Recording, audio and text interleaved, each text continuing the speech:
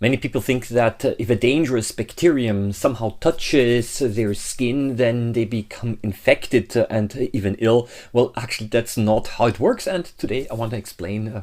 A few days ago, I got a comment beneath one of my YouTube videos that I would like to read out to you because I think it really touches quite an interesting point here. It goes like this. Hello, sir. I was wondering about MRSA. Don't worry, I'll explain what that is.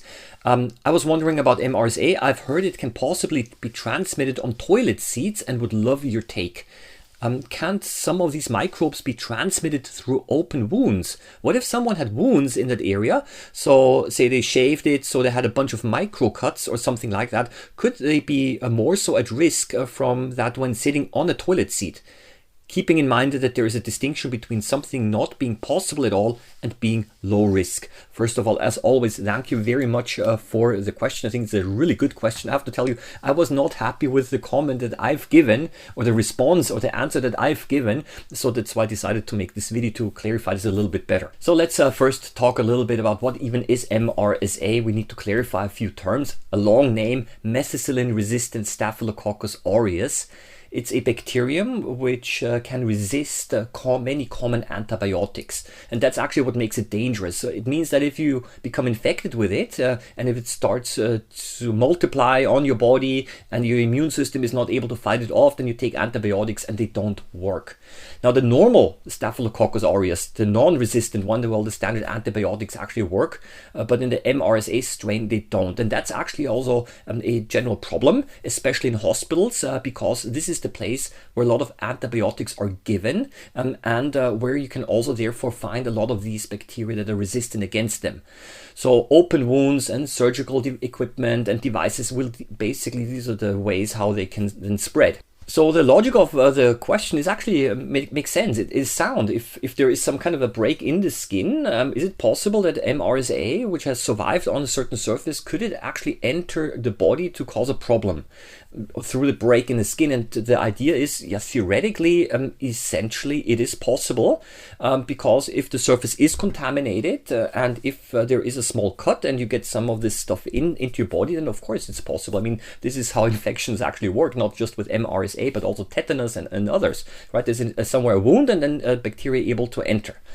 So the reasoning is actually correct. However, and now I want to explain something which shows that it's not always that straightforward, because we have to also consider something called the infectious dose, which is a key concept here, also known as the ID50 number. That's the number of organisms that are required to infect approximately 50% of the exposed individuals. And this varies enormously between pathogens. So to give you an example here, the coronavirus, hundreds of virus particles are needed. I have to inhale hundreds of them to actually get corona. And in the case of norovirus, it's highly infective. It's as few as 18 particles are needed, 18 virus particles, so that it can be spread quite easily. It's almost nothing, 18. And in the MRSA, it's a similar thing. It requires a meaningful amount on a surface, and it's just not the surface, but actually it also has to enter the broken skin.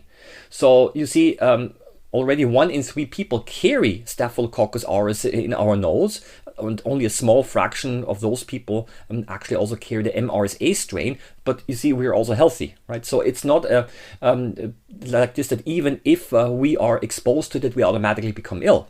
So you see, we are already colonized, but it's not that we're actually becoming ill. So now what's the answer to the question? Well, enough MRSA on a specific spot is required. Then it somehow has to be able to cross a small wound. It has to overcome also our immune response. I mean, it's another barrier. So a lot of things have to align simultaneously. And if you all multiply up all of these probabilities here, on a regular normal public toilet, this infectivity is fairly low. So the risk is not zero. Yeah, in the sciences, everything is a question of probability, but it is low enough that we don't have to worry about it.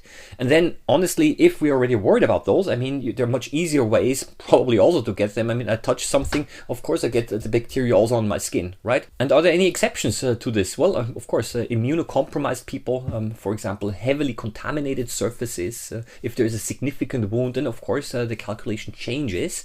But I would say it's not the toilet toilet seat as such, but actually there are multiple parameters that have to fall in place. And if you're already worried about the toilet seat, then honestly, I think we have to worry about a lot of things, you know, because I mean, we're touching surfaces all the time.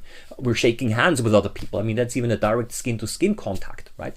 When people are sneezing, coughing, talking, bacteria being spread. So we have to be careful that we do not just focus on one thing and then exclude everything else, but stay realistic about that. So in summary, the person who wrote the comment was right? There is a difference between low risk, and low risk does not mean zero. There's nothing like zero risk.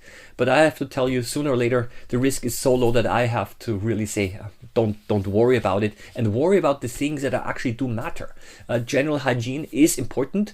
Washing hands is important. And if you really are worried about toilet seats, which I think is to a certain extent also a psychological thing, then my recommendation is, okay, take along some clean wipes and wipe the toilet seat if it makes you feel more comfortable. But I think in most cases, this is not something that we have to worry about.